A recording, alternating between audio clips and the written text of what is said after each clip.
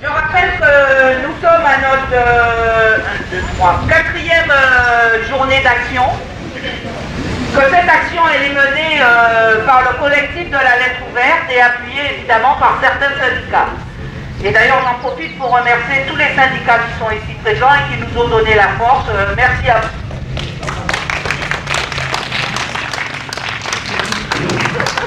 Alors juste pour rétablir un peu les faits, je rappelle que c'est notre 3e en tant que mouvement collectif et certains syndicats, c'est notre 3e appel à la grève. Que sur cet appel à la grève, le président de l'université n'a jamais daigné nous recevoir. Je rappelle que normalement un préavis de grève, il faut dans les 5 jours engager des négociations. Tout ce qu'il a fait, bien évidemment, c'est nous envoyer un courrier qui ne répond pas du tout aux points qu'on souhaiterait voir abordés et que nos points n'ont évidemment pas changé d'un iota puisque rien n'a évolué. Alors, aujourd'hui, on avait décidé de changer un peu de mode d'action et de travailler sur la souffrance au travail. Alors, on a eu certains collègues et tout ça, on a relevé certains dysfonctionnements. Et dans les dysfonctionnements, il faut faire les points forts un petit peu de nos administrations à tous les niveaux. Alors, juste peut-être pour rappel, dire que notre université, ce qui est quand même assez extraordinaire, a un président qui est aussi responsable d'un service obstétricien au CHU, donc ça fait quand même 2 lourdes fonctions. Nous n'avons pas de directeur des ressources, de directeur général des services, nous avons le directeur général des services par intérim. Celui qu'on avait avant a été placardisé pratiquement dès son arrivée. Nous venons d'avoir une directrice des ressources humaines et nous n'avons pas d'agent comptable. Vous comprenez bien que dans une institution telle que l'université, si ces postes manquent, forcément il va y avoir des dysfonctionnements, c'est vertical. Il va y avoir des dysfonctionnements dans tous les services.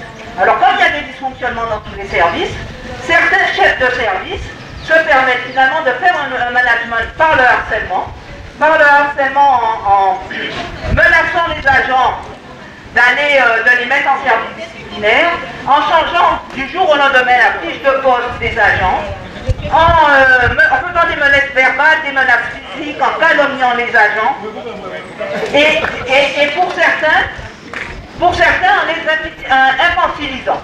Tout cela a un effet évidemment très important sur le personnel, les burn-out, les arrêts maladie, la perte de repères, parce qu'un agent, quand on le met du jour au lendemain sur un poste, et bien évidemment il est un peu perdu, sa reconnaissance de son travail pour lui-même va évidemment disparaître, et tous ces problèmes-là ont été relevés à tous les niveaux.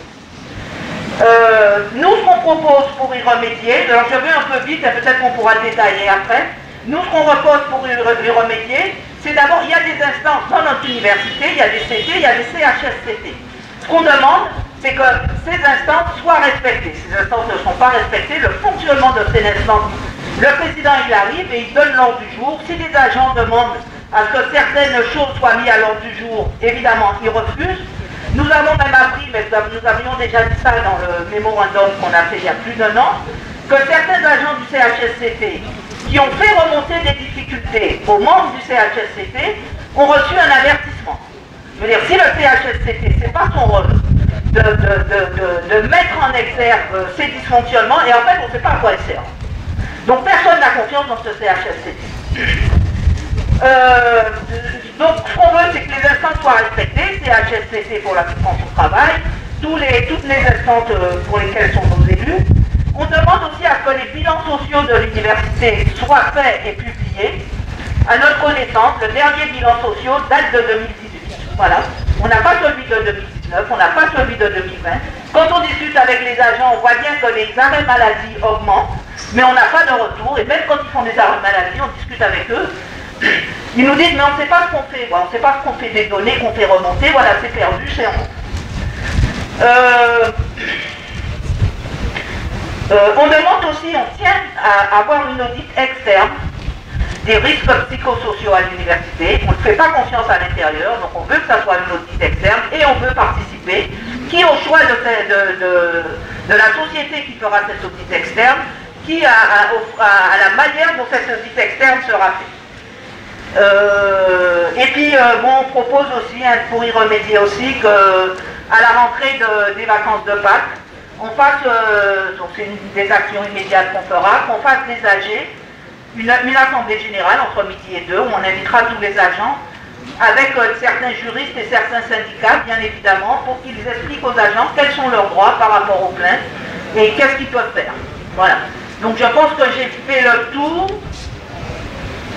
J'ai fait le tour, c'est bon? Je ne sais pas si quelqu'un veut prendre la parole. Bon. Non, on ne revient pas sur... On va revenir. On revient sur les autres points, c'est-à-dire le respect des instances. Alors, le respect des instances universitaires. D'accord, donc ça, il y a le CHSCT. C'est vrai que ce matin, on a eu des cas qui sont quand même assez extraordinaires.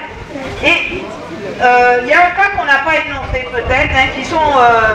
je ne sais pas si on revient sur les cas, on peut revenir sur certains cas, voilà. Il y a un cas aussi dont on n'a pas encore parlé, mais qu'il faudra qu'on parle. Hein. C'est au sein de l'UFRCEL, donc l'unité de formation et de recherche des sciences exactes et naturelles. Il y avait un poste du secondaire sur lequel il y avait un agent qui était en détachement. Et vous savez, nous, quand on doit publier des postes, il faut que ça passe par des conseils. Voilà, c'est normal. Le conseil de cette UFR a décidé de ne pas publier ce poste. Voilà, le conseil du département a décidé de ne pas publier le poste. C'est arrivé en conseil du UFR, cette décision n'a pas été respectée. Et finalement, ce poste va être en publication. Ce poste met en difficulté un agent, un personnel, puisque ce personnel va être obligé de quitter le territoire. Donc ça, c'est aussi une revendication forte qu'on a mis un peu sous silence et qu'il faudra bien évidemment qu'on fasse apparaître. Et je rappelle que les autres revendications qu'on a aujourd'hui, on était plus sur la souffrance personnelle. Je rappelle qu'il y a quand même, on reste sur les revendications de la démission de notre VP Paul. Voilà. Je pense que vous avez tous vu à la télé ce qui s'est passé avec Thierry par rapport à l'agression physique qu'il y a eu. Je rappelle que ce monsieur est... Il y a le président, après c'est lui. Donc c'est lui qui représente notre université, c'est lui qui agit comme ça avec des collègues, c'est lui qui insulte la mère avec notre moulin, tout qu'on a dit, devant tout le monde, c'est lui qui harcèle son personnel à l'intérieur, là, dans cette maison-là. Voilà, tout ça, ce monsieur, c'est un enseignant-chercheur, c'est bien, qu'il reste enseignant-chercheur, mais qu'il démissionne de ses fonctions, il n'est pas à la hauteur de cette fonction. Et puis vous connaissez les histoires de fermeture qui se font de façon abusive et tout ça, voilà, je ne reviendrai pas là-dessus. Alors,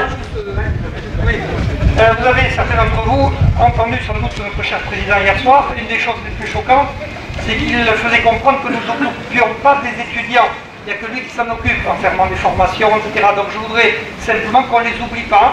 Ils ne sont pas très nombreux aujourd'hui avec nous, mais le combat est aussi contre la situation qui détériore sérieusement les conditions de travail de nos étudiants. Alors des filières qui sont fermées inopinément, on l'a entendu pour la licence à Saint-Claude, on l'a vu pour les masters aussi, les enseignants sont en train de se préoccuper de savoir comment ils vont recycler ces étudiants qui vont engager les études, et ceci pour dire aussi un petit mot par rapport à Jean-Qui qui se targuait d'avoir installé les enseignants-chercheurs dans de beaux bâtiments. En fait, il est arrivé pour détruire l'ancien. Ça fait 20 ans que c'est prévu. Vous avez sûrement noté que c'était l'entreprise de Jean-Qui qui a participé à la destruction du bâtiment. Et voilà ce qui s'est fait, en fait.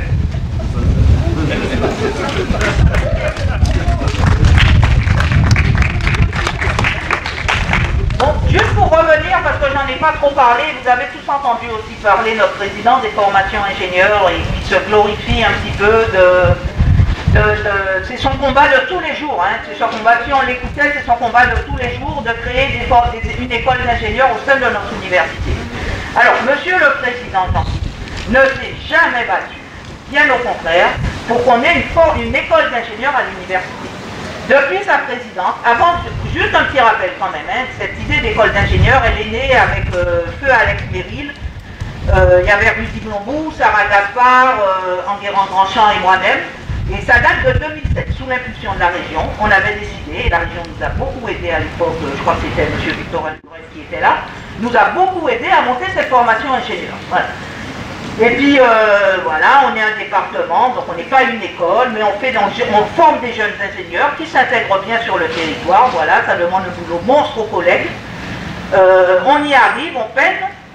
Et puis voilà, Tilpa Kélas, hein, voilà, Alex décède. Et ça, c'est le tournant un peu de toute cette histoire. Et depuis, moi ce que je voudrais dire, pour insister là-dessus, parce que c'est vrai que ça me choque un peu de voir des gens se prendre le travail des autres, voilà. Il faut savoir que depuis qu'on a démoli d'ailleurs ce fameux bâtiment recherche, qui était avant là, nous, il y a des instruments lourds qui ont été payés, on a un appareil de 100 000 €, cet appareil dort dans les sous-sols, on ne sait pas où le mettre. Voilà. Je pense que le professeur Gentil, quand même, en tant que professeur d'université, on avait trouvé une salle, cette salle, elle a été équipée, et au dernier moment, on nous a dit, ouais, non mais c'est pas possible, elle ne peut pas recevoir du public, on avait un an pour demander qu'elle reçoive du public, rien n'a été fait. Donc ces instruments, ils meurent, les élèves ont du mal à réaliser leur TP pour le moment, dans les formations ingénieurs, c'est critique. Donc je voulais juste un petit peu rectifier le tir et dire que bon, non seulement, mais qui disent que c'est lui qui l'a fait, si les présidents ils nous aident, ça ne me pose pas de problème. Par contre, s'ils ne nous aident pas, oui, là je trouve que c'est quand même mensonge. Voilà, c'est tout ce que je voulais dire là-dessus. Je voudrais rajouter, c'est dans le même ordre d'idée, je voudrais rajouter qu'on n'a jamais eu l'occasion en fait de réaliser des réunions avec lui, malgré toutes les demandes qu'on a faites. Donc jusqu'à effectivement à ce que M. Alex Lévy soit dit, on a eu une dernière réunion, et depuis, toutes nos demandes sont restées vaines pour avoir des réunions, pour évoquer toutes les difficultés qu'on avait, qui sont aussi bien sur la question des travaux pratiques, des élèves ingénieurs, des locaux pour les élèves ingénieurs pour leurs travaux pratiques, jusqu'à la question de la transformation de l'école d'ingénieurs, des formations d'ingénieurs en école. Donc à chaque fois, il n'y a pas de réponse. Comme maintenant on n'a pas de réponse, mais là il n'y a pas de réponse. Alors c'est bien, effectivement, il œuvre maintenant pour la transformation à la fin de son bilan, puisqu'il faut qu'il sorte un bilan, évidemment. Donc, mais ça nous pose quand même un problème.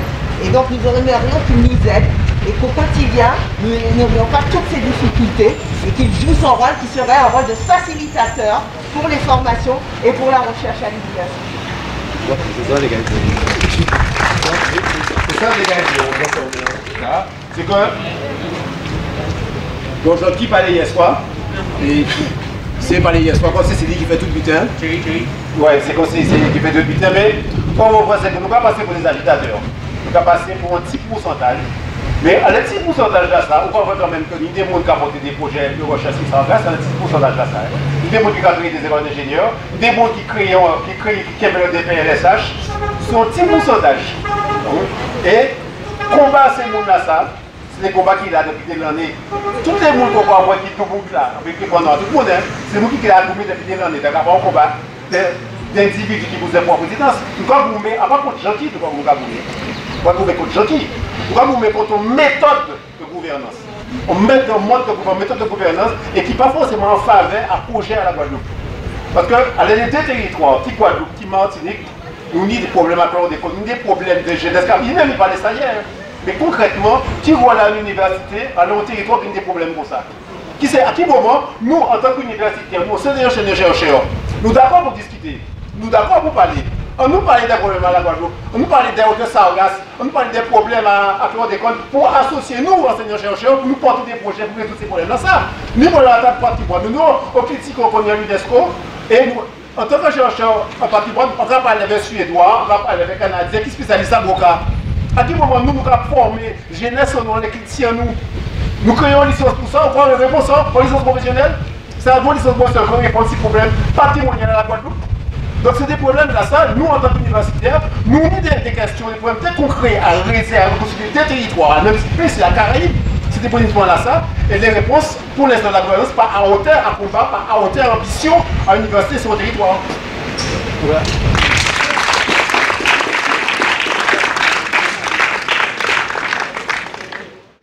Y a-t-il d'autres interventions? Peut-être que les syndicats qui sont venus nous porter main forte, peut-être qu'ils voudraient parler un peu, peut-être que les dysfonctionnements qu'on voit chez nous, finalement se retrouvent aussi... qui? Jean-Pierre, tu veux parler? D'accord. Ouais. Voilà, non, moi c'est Jean-Pierre Saint-Onge, professeur d'histoire en web. Ça, Thierry dit là, c'est important de comprendre ça. Parce que l'opinion publique peut attendre comme ça et dit, bon ben, voilà, c'est un bon groupe, tout ça, déjà fait, etc. Sans connaître quelqu'un qui a senti dedans. Ok? Le monde qui a fait en université, c'est étudiant. C'est enseignant-chercheur, professeur, maître de conférence et enseignant. Et les gens qui ont porté logistique à l'université, c'est les administratifs et les techniciens. Mais c'est que ça fonctionnement à l'université. Et un président, Nicolai, mais il a pour présider et en principe, il y a une orientation. Mais l'orientation là, ça, il peut discuter à tous les niveaux. C'est-à-dire qu'il ne peut pas arrêter une orientation de tout cela. Ça n'est pas possible. Donc, il peut partir des sacs à remonter à la base. Ça veut dire que là où on va faire un diplôme, c'est au départ des spécialistes à diplôme là qui ont réfléchi, qui ont calculé, qui ont sur le terrain, qui ont regardé les nécessités, qui ont regardé les cadrages, qui ont regardé tout le bitère par exemple. Et ensuite, qui a dit bon, nous avons pensé qu'il faut nous faire diplôme là ça. Et à mon là ça a remonté. Ça a remonté, juste au moment ça a tranché. Mais c'est ça, forme normale là. Et on va discuter. On va discuter en disant département. Ça veut dire qu'il y a département, c'est-à-dire une spécialité. On va discuter en disant territoire. On va discuter avec d'autres mondes. On va discuter avec les collègues. On va discuter avec les collègues qui disent des disciplines qui rassemblent. C'est comme ça ça a fait. C'est comme ça ça a toujours fait. Et c'est comme ça ça a toujours fait. Parce que l'université, c'est un côté qui est démocratique et qui est autonome. Ça qui a passé très grave. Parce qu'il y a une perversion à ce système-là. Ça, pas monde pas comprendre. Il y a une perversion à ce système-là, puisque quand il a tout vite décidé en haut, y compris par exemple, j'ai regardé les UAL ouvertes, on va rester ici, la licence des arts et du spectacle, y compris ces gens-là qui jouent là, qui a remodelé les licences là, que les spécialistes font là, entendre qu'ils sont professeurs maths, sont professeurs de médecine, c'est ces gens-là qui a remodelé les licences des arts. Alors, il faut nous comprendre qui ça a fonctionné. C'est-à-dire qu'en réalité, là où ça a fonctionné comme ça, et on va prendre le temps pour comprendre ça, juste à temps pour comprendre, on ne peut pas partir pour mettre l'université en service à la société, ou un service à peuple, mais il y a un service à vous, personnel. Et bien, les gens qui veulent monter, et puis les gens comme ils veulent monter, on va renvoyer l'ascenseur. C'est comme ça, exactement comme ça l'université a fonctionné là. C'est-à-dire qu'on va renvoyer l'ascenseur pour tout le monde qui veut monter. Et, on dit, mais ça tellement méthodique que ça est important. C'est pour ça finalement, nous décidons, nous décider, c'est mettre dossier de haut. Nous pouvons mettre dossier de haut parce que, on peut prendre une belle figure, c'est facile à prendre une belle figure. On peut prendre une figure, mais les faits, c'est les faits. Les dates, c'est les dates. Ça qui fait, c'est ça qui fait. L'école d'ingénieur, fait Jodla. Le DPSH qui vient de faculté des lettres, il pas fait Jodla. Oui, moi, demande que toute histoire. Depuis 2003. Ok? Toute histoire, il y a toute tribulation qui est passée. Moi, demande. Ok, en quel jour ça est passé? Tellement. Quand il m'a dit, c'est que d'après moi, je joue là, une transformation là. En fait, son papier a été fourni en collègue et il lit. Mais bien sûr, ça nous met non, ça pas grave. Mais c'est pour comprendre qui ça a fonctionné. C'est pour comprendre qui ça a fonctionné. Donc, on groupe de monde qui a attribué travail à les autres. Ça casse le à la plus-value. C'est la plus-value de Karl Marx. Si vous travaillez, elle ne faut pas travailler pour les autres. Alors, laissez pour la communauté, ça très bien, laissez pour la société, pas les problèmes. Mais laissez pour Dieu au droit. Ensuite, frapper les légions de leur classe et postes et monter comme ça. Ou Dieu même à eux, avec toute très bonne qui gagne avec, là ça va gagner. Et on a dit ça parce que Thierry de Gatidalais, à part quand on monde, nous pas focaliser, mais il y a un système. Parce qu'en même temps, il y a un système de perversion qui va rentrer à l'université. On a dit de perversion, de corruption, sinon financière, mais morale. Parce qu'en l'université, c'est un côté, en principe, autogéré, là, tout le monde a joué, tout le monde. Tout le monde a rentré avec des commissions pour telle faveur ou bien telle faveur. Permettre que tel dossier passe, tel projet passe, etc. Et si vous rentrez dans nos systèmes, là on va dire, pour projet à passer, il faut voter par moi. Pour projet à passer, il faut comprendre, il faut passer par ça, on a dit, pour rentrer dans nos systèmes, qui pense au système universitaire, qui pense au système démocratique. Ça, c'est l'habitation. Et ça, alors, en nous moderniser l'habitation, c'est un système aussi à la municipalité aussi. On connaît des deux systèmes qui doivent fonctionner comme ça en bas. Alors, à un moment-là, ça s'ouvrait, il y a un danger. Là, nous savons très bien que c'est les collègues administratifs qui sont plus sensibles à ça, parce que effectivement, il y a une hiérarchie. Mais il faut savoir qu'un enseignant-chercheur pas ni en hiérarchie. Un enseignant-chercheur pas ni en hiérarchie, il ne peut pas douer pour le monde théoriquement. Il ne peut pas douer pour le monde. Mais nous avons un système à chantage à ça, pression à ça, il a fait aussi bien au niveau des administratifs qu'au niveau des enseignants-chercheurs. Et là, des collègues. Étudiants. Alors, étudiants aussi. Mais étudiants, ça, c'est plutôt. Il a utilisé d'autres systèmes, c'est flatté. Donc, si vous voulez, les systèmes là, ça a vu en route. Pourquoi vous avez des collègues qui maîtres de conférence, qui professeurs, et qui vendent nos maillots, qui vendent dignité à eux, pour soit en poste, soit en crédit, soit en promotion, ça commence à devenir grave. Parce que ça veut dire que le verre est dans le fruit. Le verre est dans le fruit et que ça a pourri par la tête à venir en paix. Personnellement, c'est ça qui a motivé moi pour en compte ça. Je dis, pas donné non, pas sorti. Parce qu'il dit ça. Donc on va mentir ici. Il dit, nous en compétition électorale, mais il n'est pas en compétition électorale, par exemple. En fait, pas pour lui, mais pour nous y installer. Donc, non, mais ni effectivement au problème là, il faut qu'il garde très sérieusement et à long terme. Parce que ça veut dire que nous pouvons occuper, Guadeloupe et Kenya, Guadeloupe et Martinique aussi, qu'il a occupé des systèmes là. Ça. Nous ne pouvons pas permettre que seule institution qui justement dirigée par les Guadeloupéens, l'INRA qui était au pas tout ça. L'INRA, Antilles-Guyane, qui dirigée par les Antillais, l'université, seule institution qui s'étend, nous pouvons nous ne pouvons pas permettre qu'elle pervertit comme ça. Parce que ça a commencé depuis une vingtaine d'années. Les gens commençaient par un point idéal et que l'université vient essentiellement, pour certains gens, un instrument de pouvoir et de promotion sociale et de carrière. Même pas de promotion sociale, la promotion sociale, en tout cas, dit ça honorable. Mais le carriérisme n'est pas honorable. Surtout le carriérisme qui a fait si base à ça. Alors c'est ça je l'ai dit, parce que politiquement, c'est important. C'est important aussi. Et après, on dit politiquement, mais humainement, c'est important. C'est-à-dire, il y a quelques collègues qui là, et nous avons dit ça tout à l'heure, des collègues qui osaient venir.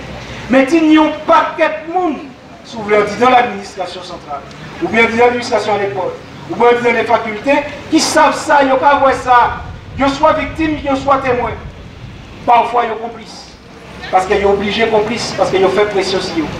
Mais ça, système-là, ça, il faut péter. Et seule façon pour péter, c'est parler. Parler, bailler des éléments. Pour nous mettre ces éléments dans sa dehors. Pour nous pouvoir effectivement pas mentir ou pas mentir. Mimi comme ça a fait. Voilà, santé béni. Simplement que l'université retrouve ses lettres de noblesse. Qu'elle puisse servir la jeunesse guadeloupéenne, servir la jeunesse martiniquaise comme il se doit. Faire de telle façon que l'ensemble des personnels puissent travailler sans injonction, sans menace. Et faire de telle façon que surtout cette institution puisse fonctionner comme toute institution universitaire devrait fonctionner. Et donc nous tenons tout simplement à renouveler notre soutien plein et entier.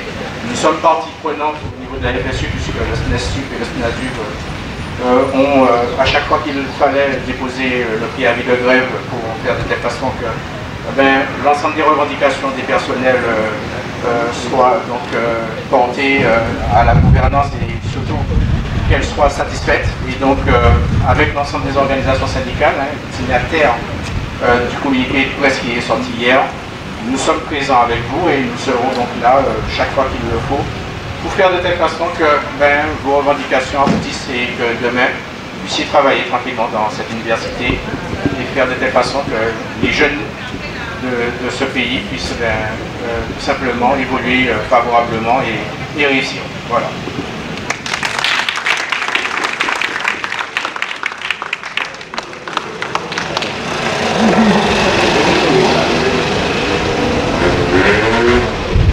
Bien bonjour, alors moi c'est Hilaire Luce. Moi dans Sunitag, je crois qu'on est certainement syndicat Lassar, c'est syndicat unitaire présidé avec le Guadeloupe. Nous avons les 11 syndicats qui décidaient de porter soutien à mouvement Azot. Nous disons force et courage, parce que nous savons que ça n'est pas facile. Surtout, là où nous attendons tout ça qui a dit, tout ça qui a fait, nos véritables clans, une forme de clanisme qui est institué à dans l'université là, qui moi-même, qui passais aussi à dans, ça a remonté à peu de 40 ans à présent, ça va dire comme ça, et pourtant, pas tenir les moyens de tenir. Et pourtant, les gens qui étaient là à l'époque, c'est qu'ils avaient plein de moyens de tenir, de porter monnaie pour te faire grandir. Et c'est pourquoi que petit à petit, ils tombent dans la canine là. Mais ils tombent dans la canine là parce qu'effectivement, tout personnel, enseignant, tout le monde, porter la langue pour te rivaliser voir ça. Et ça, bien évidemment, il n'est pas question que je dis là. Tout travail là qui fait là, qu'il y a quand même mis en cause par rapport au nous, par rapport au système qui est condamnable. Alors c'est comme les autres peut-être qui pas habitués à ces moments-là. Est-ce que j'aurais constaté peut-être que collègues à eux même qui ont souffert, ils n'ont pas là. Mais peut-être aussi à ma faute parce qu'ils n'ont pas habitué. C'est petit à petit qu'elles ont réussi, qu'elles ont réussi à faire comprendre qu'à d'autres moments, la part d'augmentation par les puissances gagne au moment où on passe à notre stade. Et le stade là, c'est le rapport de force. Et le rapport de force, on ne peut pas passer tout cela. Il faut faire avec tout le monde. Mais ça veut dire que finalement, pas faire, continuer par les monde, essayer d'expliquer pour comprendre que s'il vous plaît, véritablement, que l'université là, j'ai là, continuer à contribuer, continuer à faire le travail qu'elle a fait pour le peuple Guadeloupe, et bien c'est justement pour nous arriver à cela. Donc c'est pourquoi que nous disons, on fait le colo, pas fait, nous là, et on voulait quand même rassurer cet homme. Après qui est dans l'université qui est pour ça, tout côté, et malheureusement pour nous tenir, chrétien et en Guadeloupe, conseil d'administration avec Guadeloupe, si on Guadeloupe paye un plan d'intérêt, ben non, est-ce que c'est la fortune? Je dis là, c'est l'Assemblée générale à Crédit Agricole, où il y a passé à la télé pour présenter les chiffres. Il y a content dans la l'Europe. Mais à qui prix? Et c'est même but là où effectivement c'est fonctionnement ça qu'il y a. Il y a arrangé pour pas avoir au pouvoir, créer un fond de camp, ni des qualités, allez, on peut dire, des magouilles avec direction là qu'il a là pour véritablement fonctionner restant pour cela. Il n'y a pas de logique pour dire nous allons défendre Guadeloupe, nous allons défendre Guadeloupéens. Et c'est pourquoi que finalement, ça qui est arrivé à l'université là, et bien il y a deux côtés aussi ça. Et c'est ça qui a aussi gangréné via Guadeloupéens. Donc en tout cas, pour ne pas être long, chien nous qui est là et les autres, à dire pour raison que nous pas réussi à quel bon système là ça. Merci au fil.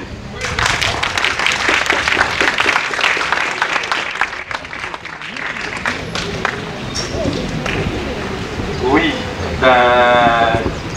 bonjour tout le monde. En qualité de Patimo, c'est Teddy Tampon, c'est secrétaire général à SNCL. C'est un syndicat qui n'est pas forcément représenté dans le supérieur. Ceci dit, nous ni des adhérents qui sont certifiés, qui sont agrégés, qui interviennent à l'université. Nous ni des sympathisants aussi. Et là, ils ont laissé nous tendre, là, ils ont laissé nous comprendre que ça pas de caille. Parce que nous pas dedans. Nous regardons la télé, nous regardons la présidence qui intervient à la télé. Nous regardons, mais attends, le président là qui a fait tout ça, il fait pour tout bien fonctionner. Pourquoi ces collègues-là ont mobilisé? Il dit, oh, j'ai créé ci, j'ai créé ça, j'ai fait ci, j'ai fait ça. Depuis que je suis là, tout va bien. Rien n'allait auparavant, depuis que je suis là, tout va bien.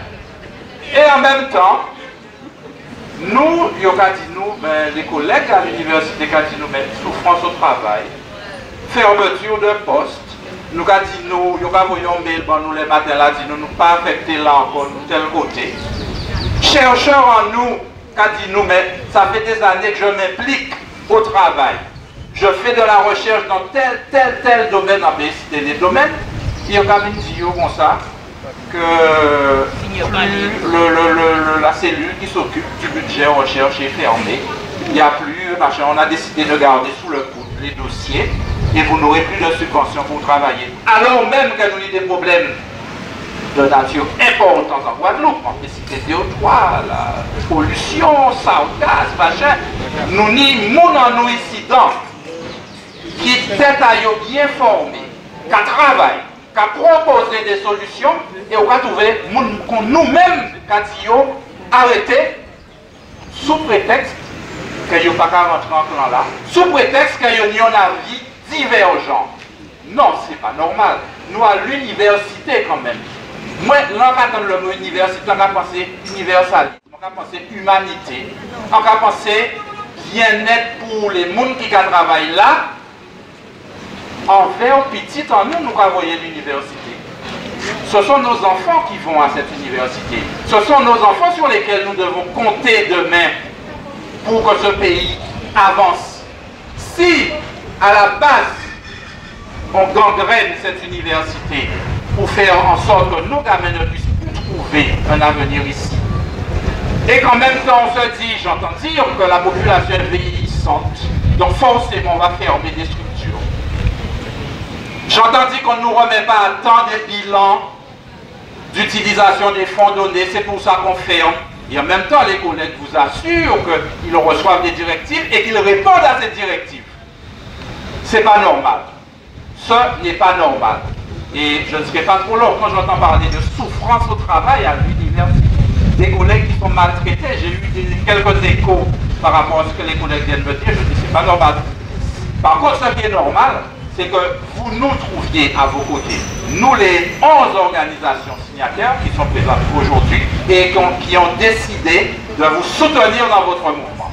Et nous le ferons parce que le camarade l'a dit précédemment, mais quand on ne veut rien entendre, à un certain moment, il faut mettre en place un rapport de force. Alors j'ai entendu aussi dire que les choses ne se règlent pas dans la rue, nous ne sommes pas dans la rue. Nous qui sommes présents ici, nous ne sommes pas des idiots.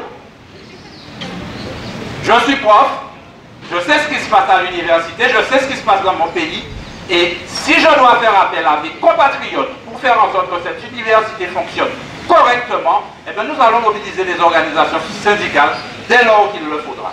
Soyez sûrs d'une chose, nous allons vous soutenir. C'est normal que nous là. Et quand les camarades disent ça est arrivé à l'université, alors ça a choqué nous, les nous fait petit montrer la semaine passée, enfin la semaine là. Ça a choqué nous parce qu'elle nous toujours pensé que peut-être l'université était à l'abri de la corruption, des manœuvres et des petites combines. Visiblement non, puisque ça nous raconté nous là, nous allons rencontrer ça, mais nous ne pouvons pas rencontrer ça en grande concentration comme ça. Pas vrai? Et donc c'est un modèle qui a incité nous à plonger nous en analyse la situation là.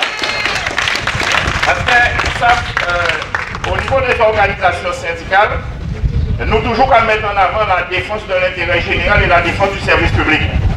Et là où dans l'intérêt général ou dans le service public, où là vous pouvez servir les autres, servir la recherche, servir la formation, servir tout le monde, et d'après ça nous attendons, les gens qui profiter de l'espace là ça pour y servir, pour y faire des affaires, pour y attraper médailles, pour y attraper droit. Et pendant ce temps, eh bien, si nous nous passons dans la rue là, et dans 2, 3, 4, 5, 6 ans, 10 ans, eh bien, petite quête si nous avons gagné là, paye pour rien, puisque petit à petit, nous pouvons croire dans le diplôme qui a passé ici, et l'université qui est désagrégée. Et face à ce système-là, ça n'a pas d'autres solutions qui savent faire qui la lutte. Alors ça peut paraître difficile. Oui, ça toujours difficile parce que si là, il y a face là, il peut voyer 6 autres. Mais nous obligés de gagner. Nous obligés de gagner et donc c'est pour ça que nous avons invité l'ensemble des travailleurs, les enseignants, les administratifs à continuer l'idée à mettre debout et à dénoncer et à marquer mon nom à mon à dénoncer. Parce que tout le temps on va dénoncer, il faut comprendre que tout va bien, pas de problème, il faut dénoncer. Et ici, nous gagnons l'eau comme ça, de l'argent qui a détourné, des postes que les gens n'ont pas vos postes là, des camouflés, des utilisés, moyens à l'administration, moyens à l'État pour faire des affaires. Et tant qu'ils n'ont pas démasqué, ils n'ont pas dénoncé, ils ne vont pas continuer. Et donc, tous les gens qui sont au combat, pas peur, si nous perdons, pas peur. En tout cas, dit un camarade il y a quelques minutes, en 2009, là nous commençons les meetings. Le premier meeting c'était à Saint-François, plus de monde qui a parlé, plus de monde qui a écouté. À Capestin, nous étions à 5 qui a parlé, 2 monde qui a écouté. On la police, elle va mourir coucher, qui a dormi, nous chiter, qui a dérogé. Et ça veut dire que le travail là, qu'on fait là, il peut être paraître ingrat, mais dans 1 mois, 2 mois, 3 mois, il peut porter fouillaille tout simplement parce que nous déterminons, nous disons raison, il faut que nous continuions. Donc nous avons invité l'ensemble des travailleurs. Après gagner le combat là, les camarades qui gèrent les combats là depuis des mois et des mois, pas décourager à nous continuer. Et nous, les organisations syndicales, nous là, nous pouvons porter contribution à nous, nous pouvons porter contribution à nous, et nous là, et les autres, parce que de toutes les façons, face à la corruption, face aux manœuvres et aux magouilles, et aux petits arrangements de copains, pas ni d'autres solutions que la lutte pour démasquer ces gens-là, et après tout naturellement, ils ont disparu. Ensemble, nous qualité, ensemble, nous pouvons. Daniel Jacob, donc intervient pour la CGTG. Alors, le secrétaire général du médical a fini, mais il moi parce qu'il a été bloqué par terre et parce qu'il n'y a pas arrivé pour l'Assemblée générale. Là. Alors, bien entendu, nous partis prenants à combat là, ça. Nous sommes des militants à la CGTG qui, comme Laurence qui prend la parole, déjà toujours à Goumé, ça fait des années. À part l'année la fin, il y a un problème à l'université qui est arrivé. C'est la première fois que ces camarades là sont montés au credo. Mais moi, j'avoue que mardi, d'entendre les différents intervenants qui venaient à la réunion là, on était estomaqué parce qu'on ne peut pas comprendre qu'Adam Namba qui est entreprise en gouvernance est faite comme ça et que des gens peuvent permettre de mépriser ce personnel là, qui c'est enseignant là, qui c'est personnel administratif là. Donc ça est inadmissible. Et là on va voir les gens qui la télé, on va voir là, on va voir le bon Dieu sans confession. Tout ce qui est bien, et qu'à juste demander pour qui vite de mettre une fou, pour qui vite de faire remonter autant de difficultés. Alors moi, au nom de la CGTG, de toute façon, moi je dis c'est prendre force, prendre courage, et il faut continuer le combat là. Il faut parler dans les autres qui paient. Il faut dire que Laurence demandait, est-ce que dans d'autres entreprises, il y a des problèmes comme ça? Moi, en comprenant ce qu'on a faire en application, même dans cette application-là, c'est ce travail-là qui a fait respecter et il a monté au créneau à chaque fois. Parce que là, comme il y a un qui fouette là pour passer ce personnel-là. Donc, il faut reprendre ça et il faut dire non, nous ne pouvons pas accepter que nous ne pouvons pas maîtriser nous comme ça. Donc, camarades, de toute façon, la CGTG, c'est toujours la même. Merci. Je ne veux pas être trop long, parce qu'en fait, il faut qu'on comprenne bien ce qui se passe. Il n'y a pas de comparaison facile avec ce qui se passe dans une entreprise quelconque et ce qui se passe à l'université. Ça fait plus de 30 ans que j'y suis. Et quand je dis vraiment, c'est la première fois que je vois ça. Alors donc, il faut bien réfléchir. Ça a commencé sous la présidence de Bira Sami.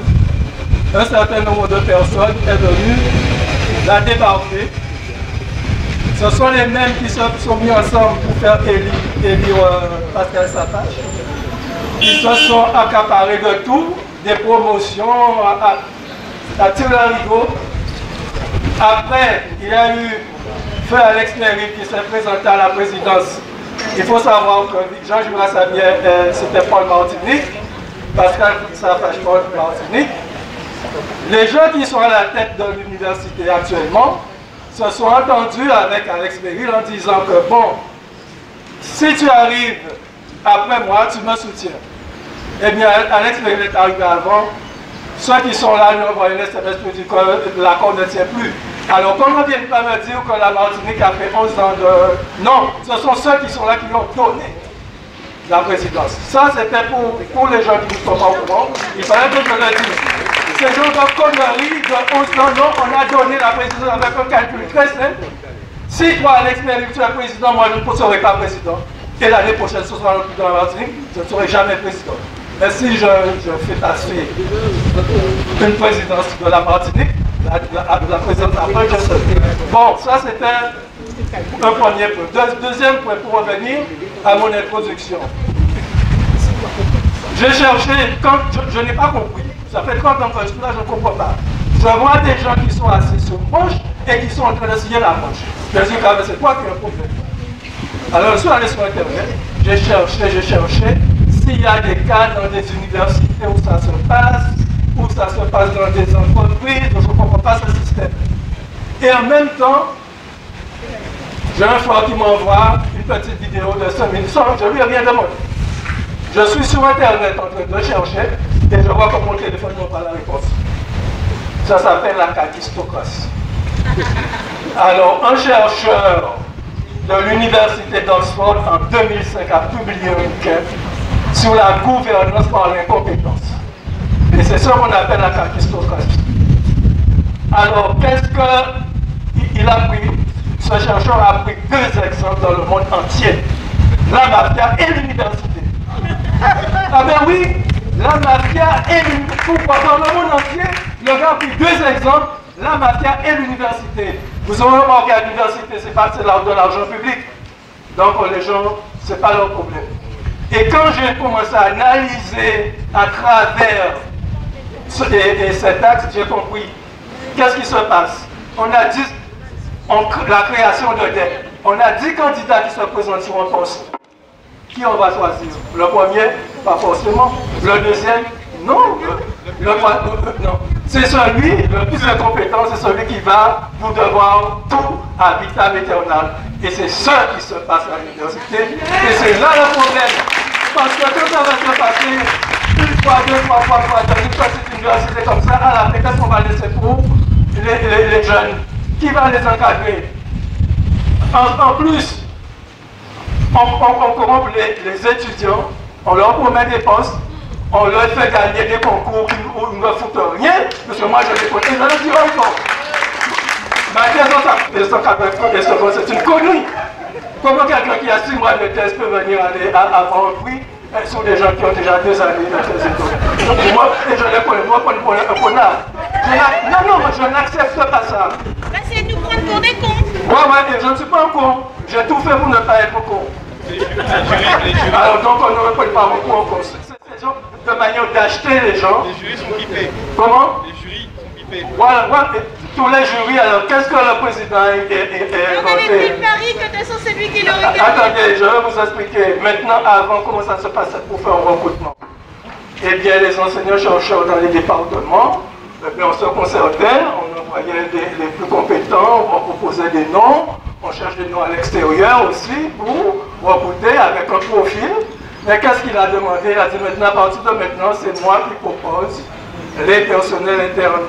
Et quand tu proposes un personnel interne, tu nommes le président du comité de sélection.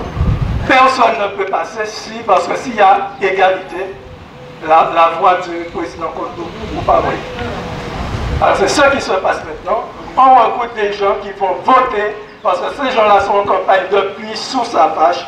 Ils sont là, ils attendent. Et c'est ça qui explique la situation actuelle de l'université. On fait pression sur le personnel parce qu'il y en a beaucoup qui partent. Il faut le dire, ceux qui ne supportent pas les positions qui partent. Et on fait entrer des gens pour voter. C'est pourquoi on parle d'élection.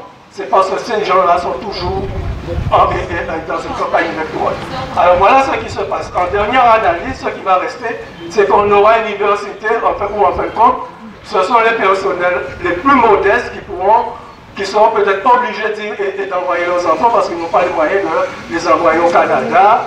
Et les autres vont rester, ils vont prendre de l'argent public pour nommer les gens qui veulent. C'est ce que je voulais dire.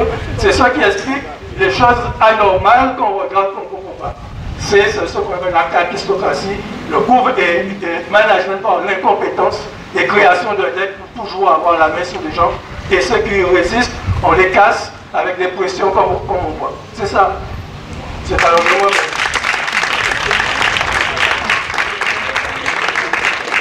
Merci Vincent. Je vois que les langues se délient. Plus ça va, qu'il y en a qui veulent parler. Choisis que je s'en prie. Donc le moine Sojic, je suis la secrétaire du syndicat SNESUP-FSU, et également élu au CAC. Et je voudrais vous parler de ce qui se passe actuellement sur l'offre de formation, parce que c'est ça le futur de nos étudiants, mais également le futur de nos équipes de recherche. C'est des étudiants qu'on a un petit peu motivés pour faire de la recherche en licence. Dans ces cas-là, demandent à rester en master et ensuite effectivement peuvent travailler sur des thématiques un peu particulières. Je travaille depuis 20 ans, ça fait 20 ans que je suis à l'Université des Antilles, je travaille sur la problématique chlordécone, donc qui est quand même très, très importante et essentielle par rapport à nos territoires. Je voudrais juste en fait vous parler de l'offre de formation avant. Donc on a une offre de formation qui est en cours, donc avec un système un peu particulier. Normalement ça passe par ce qu'on appelle une CVU. qui valide un certain nombre de choses avec des critères qu'on ne connaît toujours pas. Et ensuite, le président a mis en place un comité de pilotage. Donc c'est toujours les mêmes, hein, c'est son cabinet avec les 5-6 personnes qui met partout, qui vont décider de nos offres de formation. On est en train de nous imposer des choses et il y a l'HCERS qui est le Haut Conseil de l'évaluation de la recherche et de l'enseignement qui a donné un certain nombre de points sur l'auto-évaluation. Et en fait là c'est marqué, c'est clair, c'est marqué, c'est disponible sur internet, que la gouvernance, alors j'avais mis ça, j'ai pas plus haut, que la gouvernance actuelle de l'université manque complètement de stratégie, qu'il n'y a aucune stratégie, que le numérique et l'innovation pédagogique, pourtant hier il a bien dit qu'on était super opérationnel, il n'y a rien, c'est marqué inexistant. Le ministère a dit inexistant. Et donc là, en fait, notre offre de formation, c'est-à-dire les licences, les masters, en fait, on nous a demandé de récupérer, de remplir des fiches, mais vraiment avec des minimums. Et en fait, on attend la réponse du fameux comité de pilotage, alors que ce comité de pilotage n'appartient à aucune instance. C'est son cabinet qui l'a mis en comité de pilotage et ils sont en train de squeezer la CPU, le CAC, c'est-à-dire toutes les instances en fait, qui normalement valident un certain nombre de choses. Ensuite, ils nous ont dit également que ce comité de pilotage allait travailler sur des critères. Et qu'est-ce qu'on reçoit hier ou avant-hier? Un message de notre VP Innovation pour lequel c'est indiqué qu'il n'a rien foutu depuis le début de sa mandature. Et lui, il nous invite là, alors que normalement le comité de pilotage devrait déjà nous donner des avis sur la formation.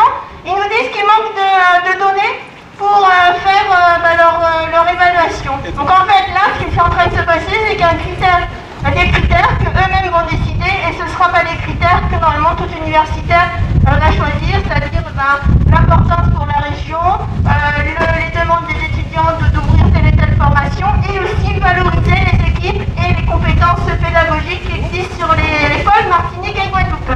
Donc là en fait il y a un véritable danger, je vous invite sur le site de la HCERS, il y a c'est une dizaine de pages, c'est assez intéressant pour faire le bilan, parce que ça c'est ça, c'est le bilan de Jean-Guy sur les offres de formation. Dans quelles conditions on travaille pour enseigner.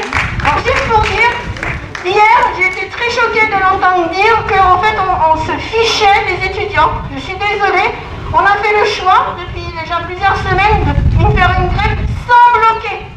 Vous avez bien vu, alors on nous l'a reproché en disant qu'on n'était pas assez vindicatif, assez etc. Moi, je suis enseignant-chercheur, mes étudiants, d'accord, ils apprécient de pouvoir au moins venir une journée ou deux par semaine pour sortir de leur bureau, sortir de leur maison, où des fois ils n'ont pas une bonne connexion. Tout simplement également les moyens de fonctionner, même des fois avec des tensions familiales, faut se l'avouer. Et donc on a fait ce choix-là. Donc quand j'entends mon président dire que notre priorité c'est pas les étudiants, moi j'aimerais bien qu'ils viennent, et je sais pas, je vous invite à venir voir, par exemple, aller faire sciences, dans quelles conditions on fait nos enseignements. On a des préfabriqués dans lesquels il fait 35 degrés quand on a cours, d'accord? Aucune ventilation, il y a même des plafonds qui sont tombés l'année dernière, etc. Et on nous dit qu'on fait rien pour nos étudiants. Son cabinet, là, les gens comme je ne donnerai pas des noms, eux refusent de faire leur enseignement dans ces conditions-là. Nous on continue, parce que si on refuse d'enseigner dans ces préfabriqués qui datent déjà de 15 ans, eh ben, les étudiants n'auront plus de cours. Donc arrêtons, on nous dit vous êtes des feignants. Moi je viens, ça fait 20 ans que je travaille sur la chlordécone. Le président il m'a bloqué 3 projets, un projet sur la chlordécone et un projet sur la sargasse. Alors arrêtons, on a qu'une seule envie, c'est de bosser quoi.